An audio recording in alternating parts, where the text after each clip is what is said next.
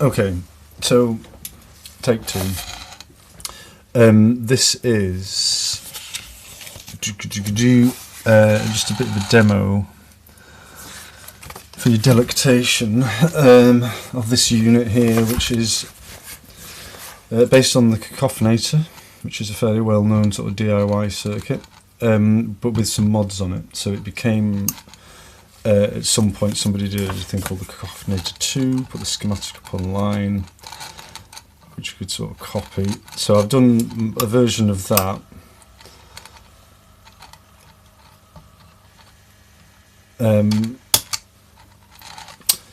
Just to see if I could get it to work. So this is like a prototype version. I never got any further than this.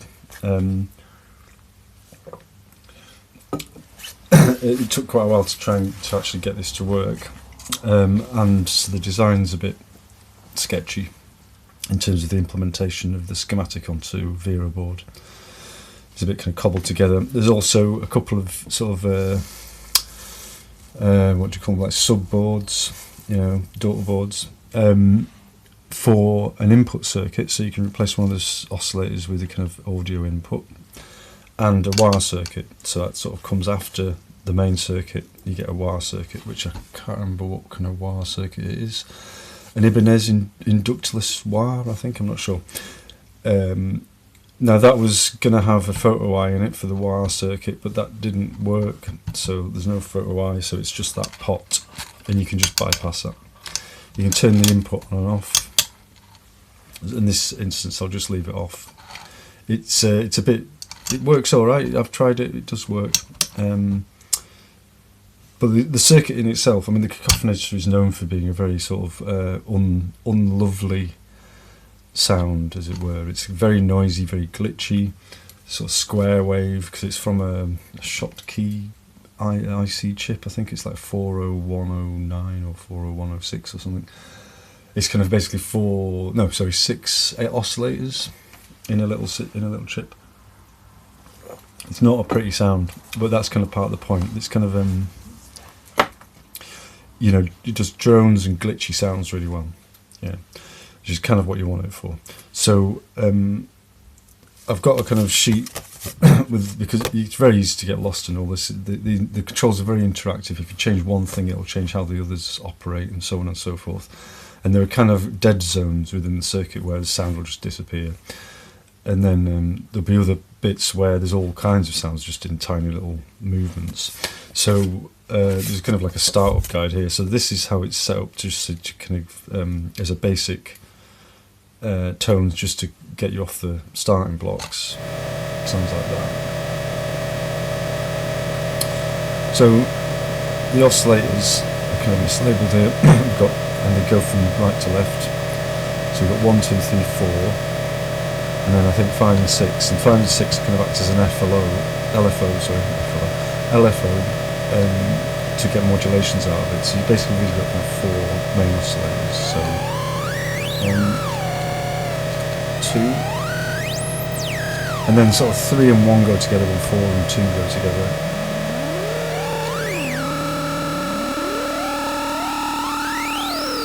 So you can get kind of, you know, drones out of it.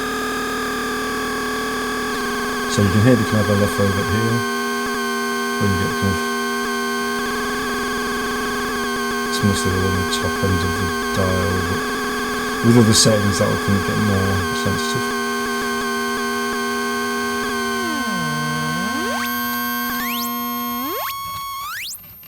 So you can get up into kind of really high tones there.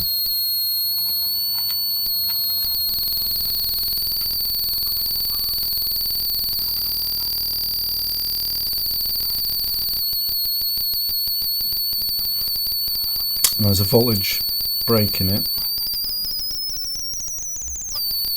so you can kind of starve the power momentarily, which kind of gets kind of interesting effects, because it has a really big capacitor in one part of the circuit. It kind of has this really big capacitor which takes a while to drain, so you get that kind of effect. And you can just sort of permanently starve it as well, and that's when you start to get all these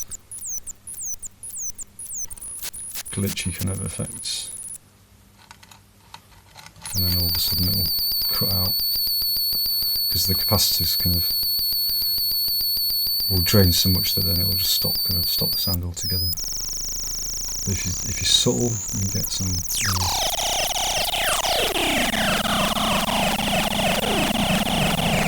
So that's the basics.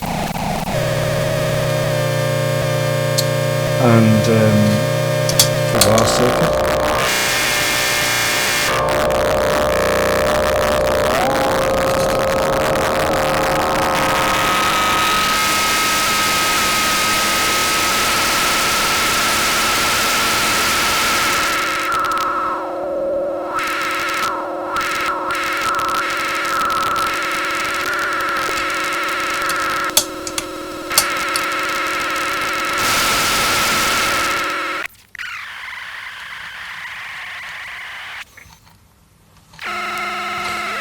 There's all that. Then you've got diodes. You've got two diodes which you switch on and off. Like that kind of puts in the diodes bit of the circuit, and then you can switch the diodes off individually. And then you've got two capacitor flips. So when you've got those in a particular situation, it kicks in larger capacitors, so then you start to get more of a kind of pulse from some of the oscillators, like that.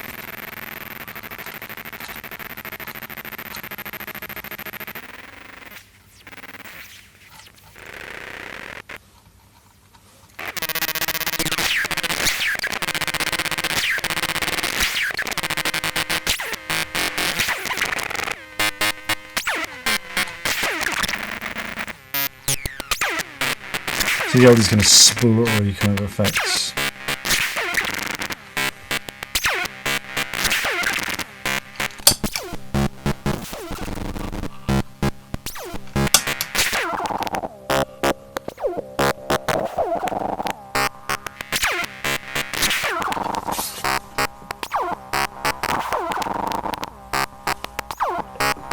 So if you put this through kind of like a reverb or a delay or something, it gets kind of, interesting.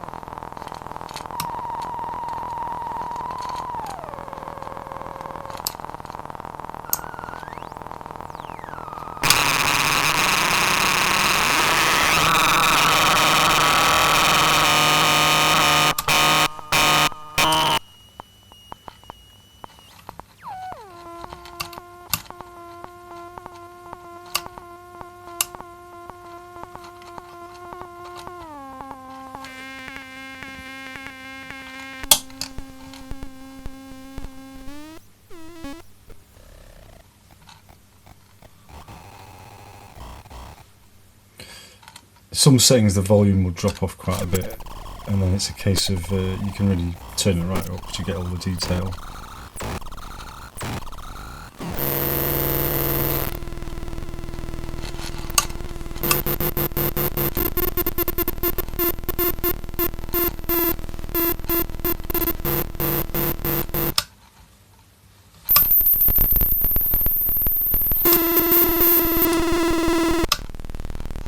Yeah, there's just kind of all kinds of hidden. Clip in there. There's all kinds of hidden bits to the circuit. Basically, it's like there's zones within it that you can suddenly find some strange, interesting sounds or something.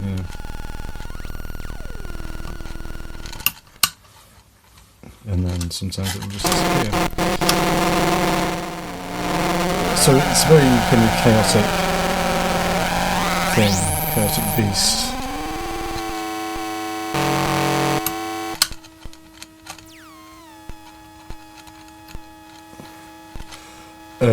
But that's kind of what it's known for anyway.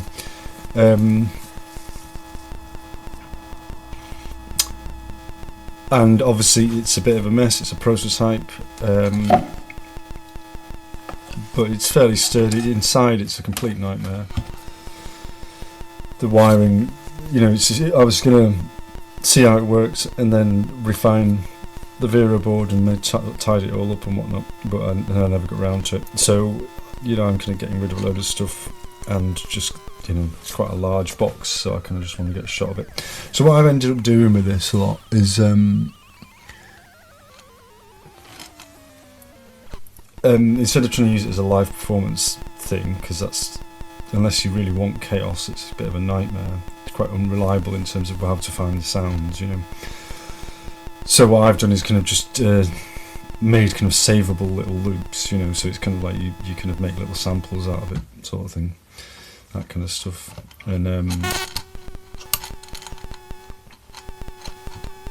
then, you know, you can kind of capture the interesting sounds, because it takes quite a while to zone into it, you know.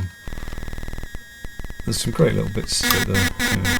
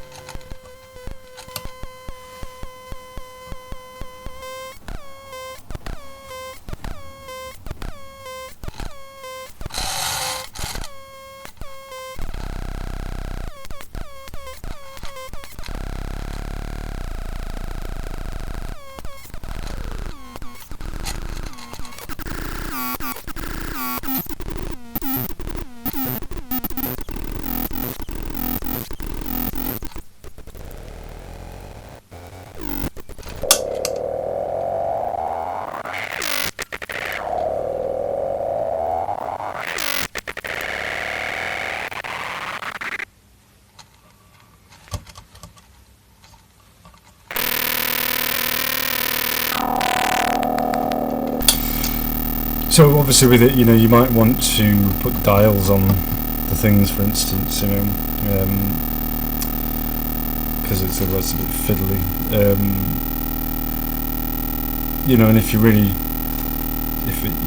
it just does your head in, you could salvage all the parts, you know. So there's about 20 quid's worth of parts there you could salvage quite easily.